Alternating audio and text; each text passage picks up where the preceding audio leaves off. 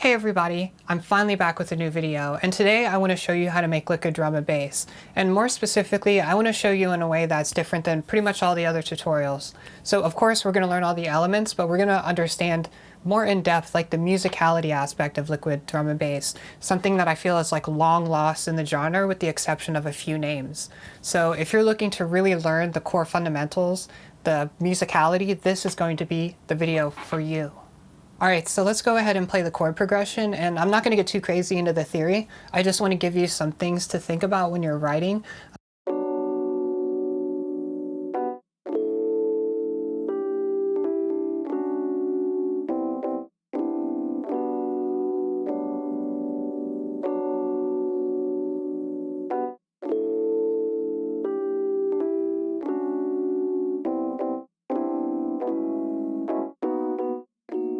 So here's our chord progression, and some of you who are more theory-brained will notice this is very standard. Like, this progression is nothing too crazy, but it's all about the little details and stuff you embellish it with. If you're wanting to first get started writing something that sounds more soulful in R&B, there are a lot of basic building blocks you can learn about. For example, like a 2-5-1 progression or a 2-5-1-6, and all the other variations of that are the foundation of so many things that are written in soul music. In this case, it's not quite what I'm going for, but that's okay. If you start out with a 2-5-1, which is what I did, you're really learning, when you learn that concept, you'll hear it in so many different songs and really start to think about the way that other people are writing with it. So starting off, we have this sort of major chord at the beginning, and then we're following it up with something that's gives it tension, right? We're going into an altered dominant chord. And a lot of drum and bass producers, you know, you guys are so scared of these kind of tonalities, unless like it's sampling like an old jazz record. But learning to master and sort of use dissonance to create tension and release and expectation in your song is incredibly important, right? Just adding something like this creates something more interesting. Like, it takes it from being like gentrified to having like a little bit of soul just by using harmony that is kind of uncomfortable at its core. So anyways, you can see we have this progression going on, and for the most part it follows a very similar structure. You know, we're going here. And you'll also notice there's kind of like a melody going on underneath. So we're going to have vocals and other stuff, but we're using melodic notes to sort of connect things together. You can see there's almost like this sort of melody going on throughout all the instrumentation. Right, you see there's like these general melodic notes that are just carrying everything forward. So it keeps a keyboard part from sounding so boring, right? Where it's just like a block chord perfectly on beat. And the additional thing you'll see that we're actually syncopating it. So we're adding things on the and of the beat, and we're creating little pauses and breaks within our chord progression. And this is allowing us, when you hear the full song, we're gonna be driving like the rhythm forward more. We're adding like a slight eighth note swing to the arrangement because that's really the only place we can properly get one. So you can see we have this little break going on, and when I add the metronome, like, listen to what's happening.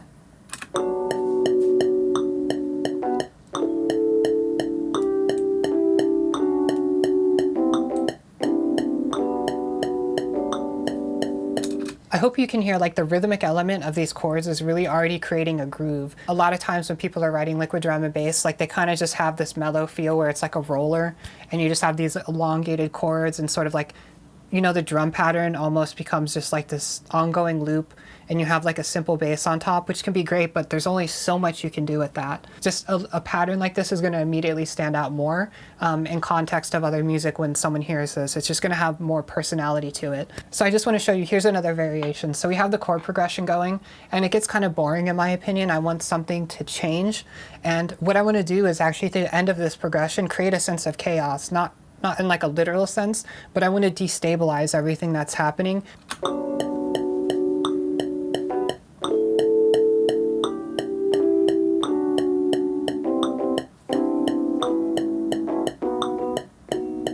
So this is the first section where I break your expectation. One of my favorite tropes, and you'll hear it all the time when you really start to learn this stuff, is taking like a suspended 11th or a suspended 13th chord and moving it up a whole tone. It's such a common trope that I love so much within soul music and R&B. It's like this really sort of uplifting kind of sound. And by adding this at the end of the bar, it creates an unexpected change that creates like a lifting of the arrangement. So it really feels like it's taking us somewhere and grabs the listener in a way that isn't so like repetitive. So I do one last chord change before we move into the next section of the song, because there's a huge change up with a lot more guitar over it, and I wanted to really have things kind of like thrust into that direction, you know what I mean? You know, the song, you know, is kind of central anyways, so it's kind of giving, you know, it's giving a little bit of that central top energy. So now we're making a big change up in the composition, and let's just play what's going on.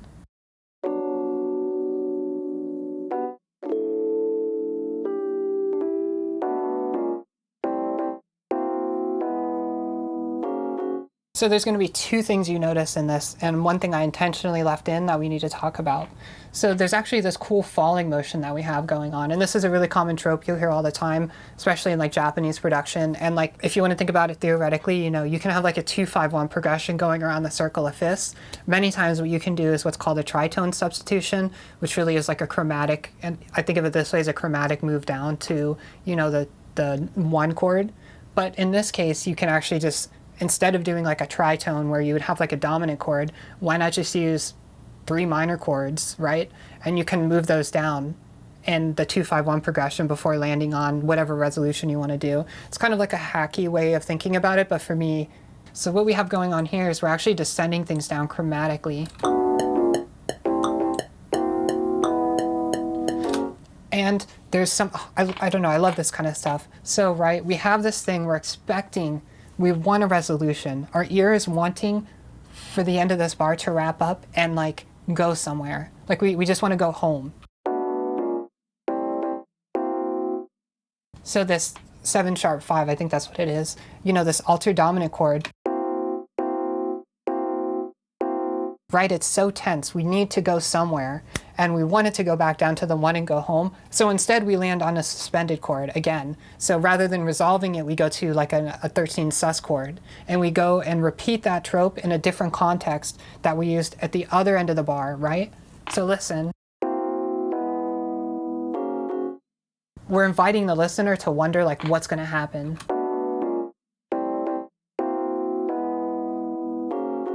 And then we actually, instead of like ending the sentence, you know, with a period, we just kind of end without one. We just kind of go like, and then we land back on that initial major chord in the progression, we start moving, but we change the instrumentation. So we're just defying expectations of the listener left and right. One last thing though, you notice how the velocities here are nice and smooth?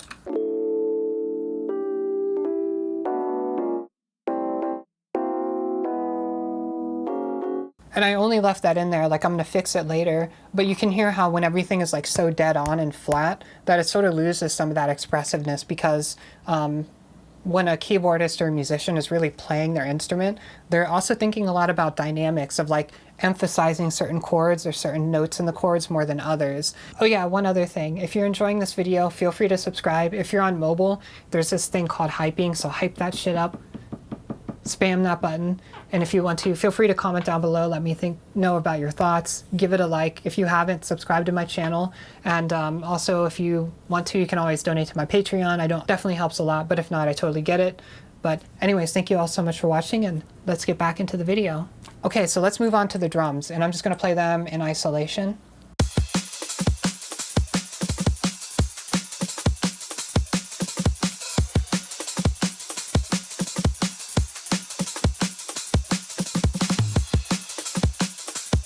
So the first thing you're going to notice when you hear the drums is I'm kind of defying expectations again, especially right now in drum and bass. Like I find, especially within Liquid, like we're so scared to have snares that have body anymore.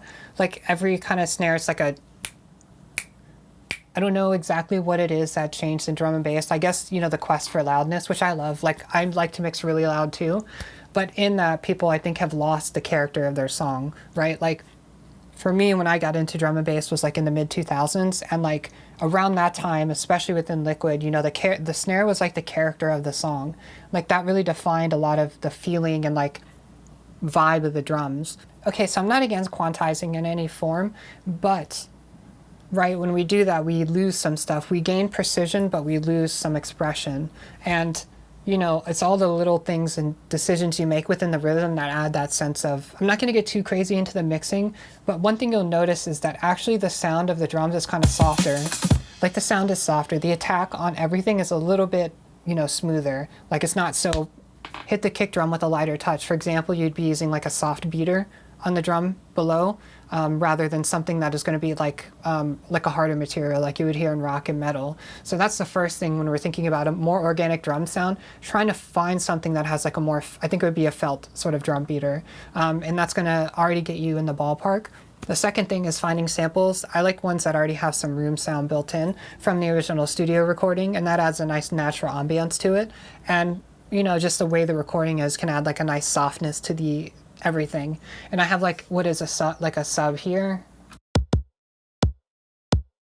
and then on top of that, this is going to be the area that gives it all the room tone.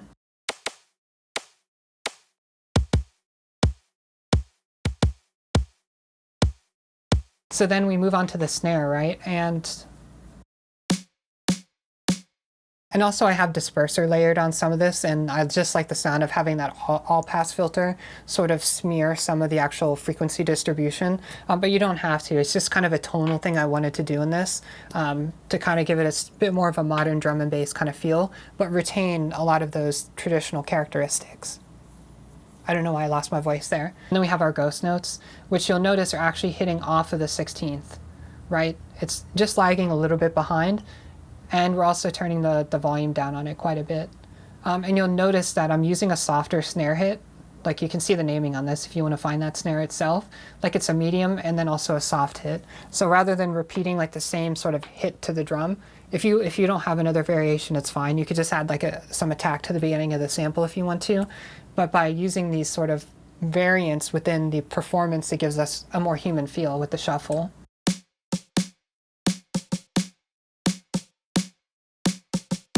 And I have the ghost note a little bit louder than a human might actually play it, just because I want it to stand out a bit more. The song is going to be really loud, like much more squashed. So then I also have another snare layered on top of it.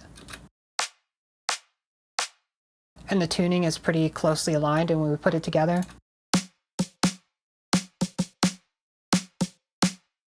and we have a more full-bodied sound with our snare layering. Put it in context again. Oh yeah, and one thing to notice, see how like there's a bit more of an attack going on? Like normally people would think of starting like the actual sample where you see the playhead or this little line for the snare, and it'll give it more attack. It'll be more aggressive, but again, it's going to fight against the whole point of the song, right? Kind of like rid yourself of this idea that the drums have to be like so hard hitting and in your face. It doesn't have to, right? Like a little bit of nuance and subtlety really matters, I think, especially in this style of music. So then I also have hi-hats going on here, and with this, you know, I'm going to be using addictive drums. You know, it's a bit of an older library, but I still love, like, there are cymbals and their hi-hat articulation is like really, really good in their libraries. And some of their dead kits I really love the sound of. So I just kind of had like the Blue Oyster kit. And I kind of went with a bit of a brighter cymbal, like this one's a little bit looser, but it's still a bit dry.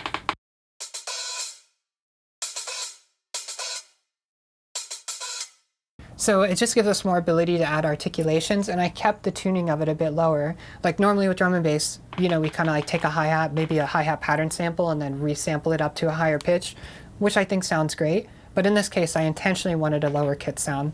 Like I wanted to sound really funk oriented. So we kept a lower kit sound, and if you want to see the cymbals and everything, I didn't really use the tom or the snare. I just kind of wanted the cymbals.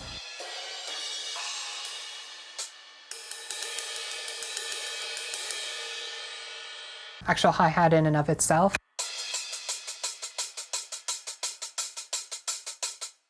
And I'm going to add a little bit more variation later, but one thing you'll notice, what I talked about a little bit earlier, is we have the eighth note being offset a little bit within the groove. Now you could go in your audio workstation and just set up the swing, but I usually like to do it manually, especially when I go later and I kind of humanize it a bit more. Doing it manually just gets your brain in the mindset of thinking of it that way, right? So I just have like 3 breaks going on.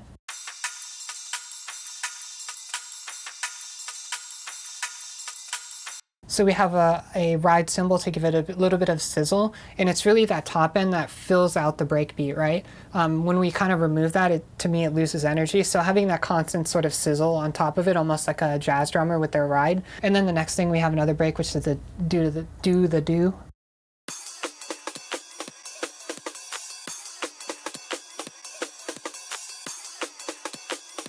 So we combine those together.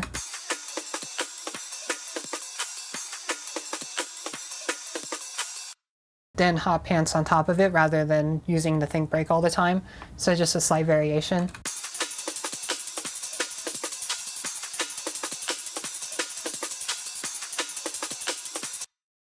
Right, and then another thing to think about too is I have like a lot of sort of emulation going on. You know, it's important that we get precision with our side chain and also with like our clipping stages within, you know, our loudness when we're thinking about having it competitively loud, but still using analog emulations to introduce those sort of natural non-linearities to our production. It still makes a difference even when you go back to clipping.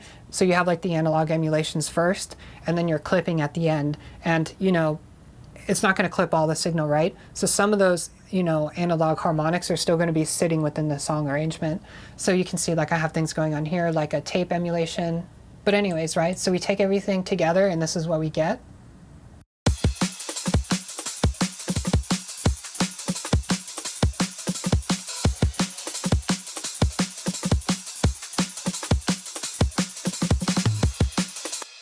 And then additionally, we have like a nice low tune, dry tom sound and a simple fill at the end, right? I'm just trying to think how like a drummer would go ahead and do it. I'm not trying to be flashy. So we just have like this very standard sort of like.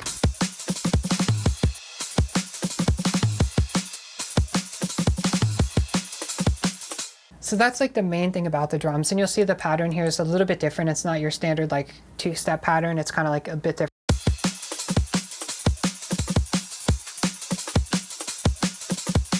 Like the kick isn't book, book. And I just kind of like delayed that pattern. Initially it was your standard sort of like book, book, book pattern, but it didn't really sit right. It, like within the groove, it just felt too kind of like stagnant. And when we add the bass guitar underneath, it'll totally make sense. So now let's move on to the bass and play them together because I think that's incredibly, incredibly crucial.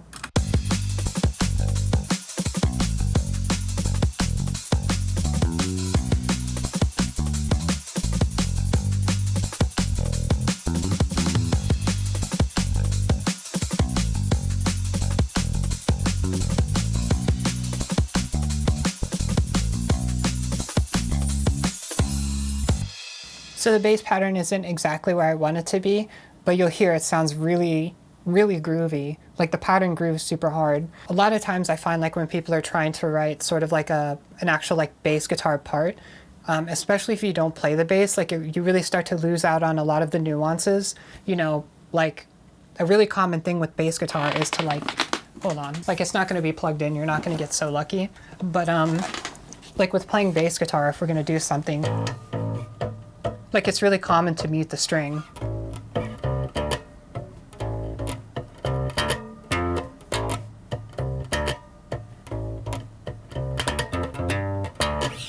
Right, because the bass can also be like a percussion instrument. You know, like how you can slap. I'm not really a good bass player, but right, like just a concept of understanding like there's a rhythmic aspect to creating, like writing a bass line, and those muted notes are also part of the percussion and part of the groove. So that's something important to note about, you know, the sound.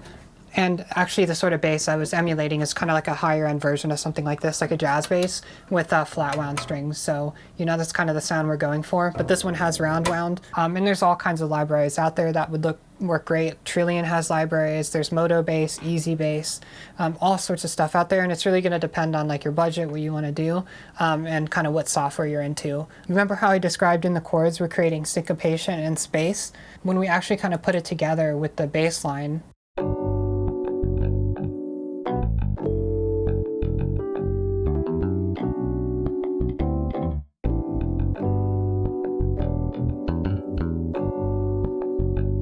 so musically, they're kind of playing off of each other. They're sort of interweaving in between and back and forth. And creaky ass chair. So really what's going on here is we have pauses at the bass. Like, I think a lot of drum and bass people are too scared to have like a little bit of break. Like there always needs to be bass happening. And that can actually work against you, right? When there's pauses, it can make those changes in the bass notation more significant. It adds expectation to what's happening rather than like a steady like sine wave. Go through the defunct catalog from like the early 2000s. Like so many other tracks are going to have similar ideas where there's pauses in the bass. And we're just trying to find tones that maybe might be chord tones or notes that approach other notes to create an interesting kind of feel. Because the root note of this chord is going to be G, which is our 1, but also you can see we have the G flat here, and that's the 7th of the chord. But it just creates like a little bit of subtle tension.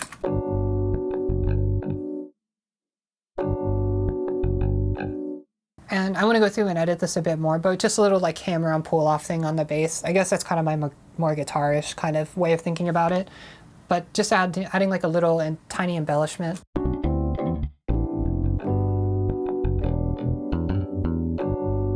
So another thing too, as we get later in the composition, so another very common trope is to use like chromatic approaching notes to your destination.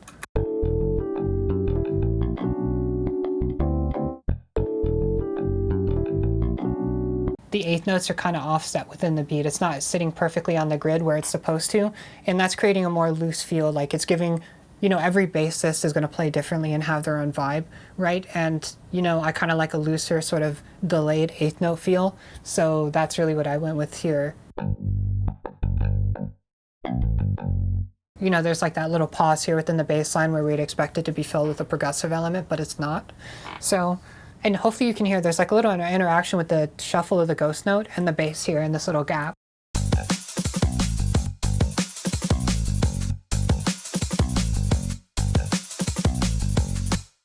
And it kind of aligns with the kick again. So when we hear it in context, you know, this is really giving it like a groove, like a proper groove. And when you're writing music, especially funk, jazz is the same way. Don't think of like 1, 2, 3, 4. Think of the 2 and the 4. Okay, I'm gonna open up to the full instrumentation of the song now, and we're gonna break down a few other things, especially the big change up that happens a bit later.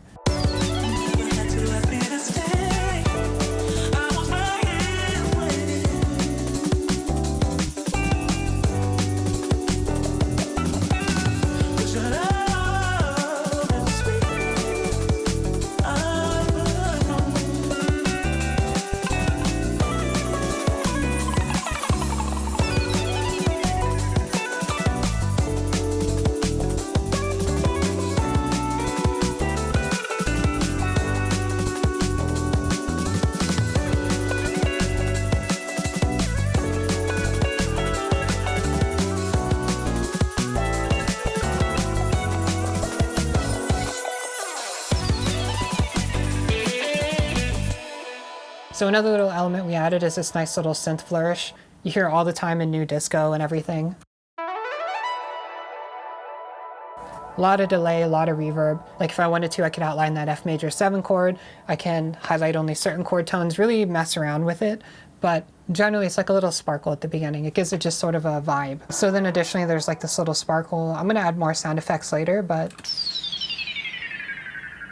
that's all we got going there. But then we get into the guitar, which is kind of like, I'm probably going to change this rhythm section here, but I'll just show you it in anyways.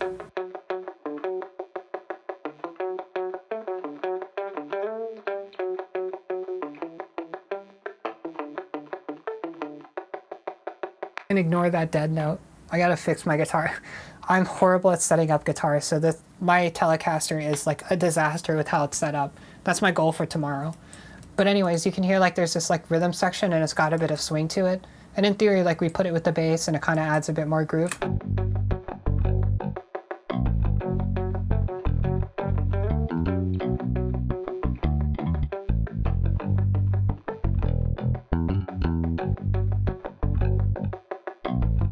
So even if you don't play guitar, you can find guitar samples if you want to add them to it, and you can just sort of chop them up. But, you know, if we're thinking about playing guitar, I'm probably not going to have it on the amp. But generally, like if you're using samples or whatever, finding just like palm muting samples, really common in like funk guitar, like.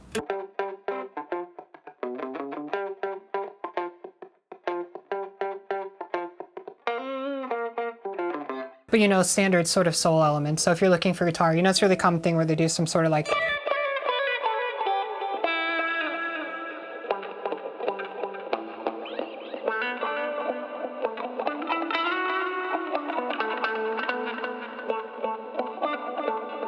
But a very light touch, right? So even like with the guitar playing, you know, with the palm muted on the other guitar, it's a bit more heavy-handed, but you know, this is like a stronger or much lighter sort of touch. And then, you know, the standard. not kind of like surfer, but whatever. So adding those elements, right? If you want to have something with a bit more of a soul vibe, you can find plenty of stuff on Splice or whatever. But if you do, really just try to think about like, how is this going to serve this song?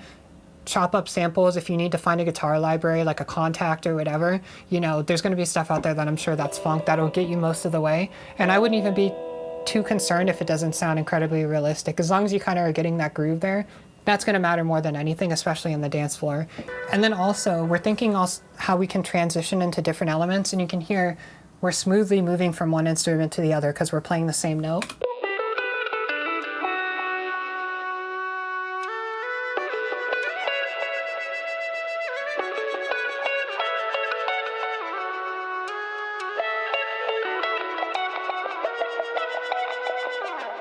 And it has that like hopeful ending. It actually reminds me of a Pendulum song. I can't remember which one, what album it's from, but they actually have like a wraparound on one of their songs that is just like this. Now that I think about it, I'll probably put it in the video and you'll hear what I mean. But anyways, with this playing, it's kind of like a more soulful kind of like, yeah, you use like a whole tone sort of grace note. But you can use a semitone, and that's kind of more old school. It also can sound more bluesy, or you could do like a sort of, or whatever. And then we have like this sort of like filter effect rather than a vibrato, but I really love to hit like a really hard vibrato. But in this case, we're just using the pitch wheel.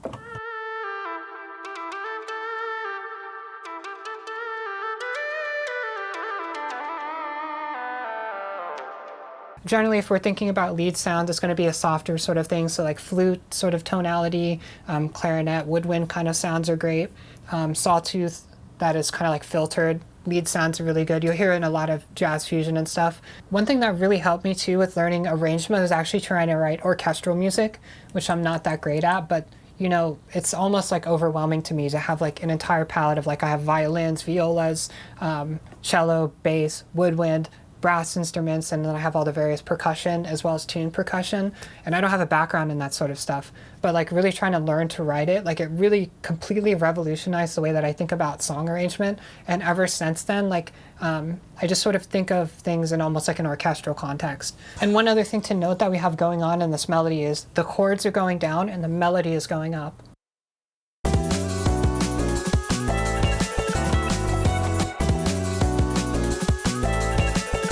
So they kind of like diverge, and I think that just sounds really cool. You know, it's really common that you'd want to just have the notes go down with the chord progression, but kind of like venturing out, it just creates a cool separation. Really common technique, nothing too special here, but it just adds a nice vibe. So then we get the big change up, and this is where things kind of stray really far away from, I think, drum and bass standard sounds. And we kind of go into this almost kind of like rock feel with a solo that I'm working on. I'm not a great guitarist, okay? Especially a lead guitarist. I'm so bad. I really wish I didn't lose my passion for the guitar because I'd be so good right now, 20 years into it. But anyways, here's my rough solo and everything going on later in the song. And we'll kind of break this down a bit more too.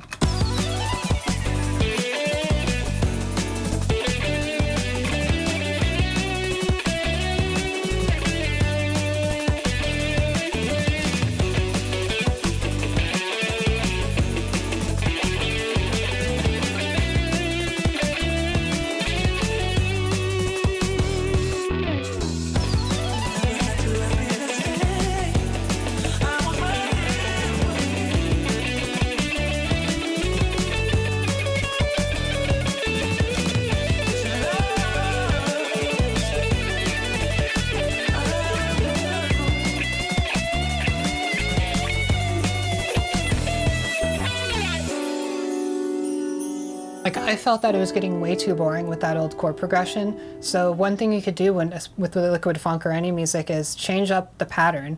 So it's just a standard pattern. We're following similar chord progressions, and we're just kind of doing like... And then we just go into that sort of like altered chord. And giving it like a little bit of something, you know, rather than it being kind of like...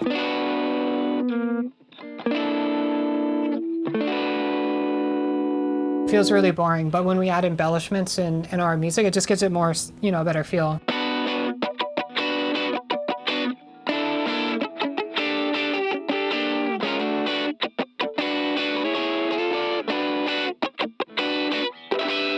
I find like doing funk guitar, especially for drum and bass, for me is really difficult because I find like a lot of funk really sits best in like that 16th note kind of like.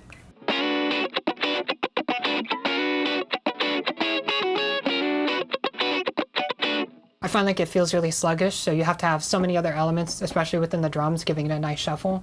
But essentially what I'm getting at with writing liquid drum and bass, right, is that we don't have to stick to such a rigid sort of way of thinking. So if you don't play guitar, it's totally fine, but you can find guitar libraries and try to emulate some of these sounds or things you hear within music and see how close you can get to them, because it's going to really open up so many avenues to you. There are plenty of things on Splice where they just have like individual chords, like they might have like a jazz guitar kind of thing going on where it's like,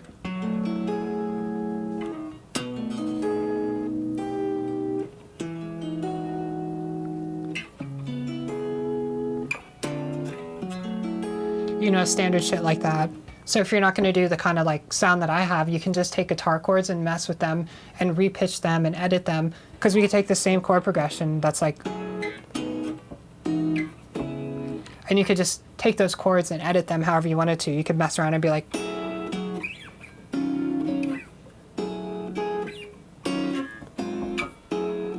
right?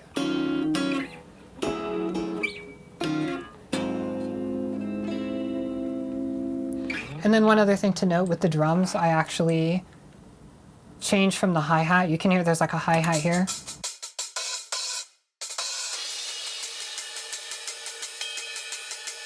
So we have a ride sound going on with the kind of hitting the bell of the ride every now and then. And then also I have this sort of closed. So like a drummer, if you don't know, like they have a pedal on, I miss playing the drums, I wish I could play them again. But anyways, like there's a pedal on the left side for the hi-hat, and you could just sit there and like have the hi-hat closed with your foot, and you can sort of create this continuous sort of hi-hat feel, you know, in the same way like if you listen to jazz, like the... Okay, so that's all I have in store for this video today. I hope you found it helpful. If you have any questions, let me know in the video below, and if it sparks any ideas for additional follow-up content, I'll definitely consider doing something like that. But anyways, thank you all so much for watching, and I really appreciate it. I'll see you in the next video.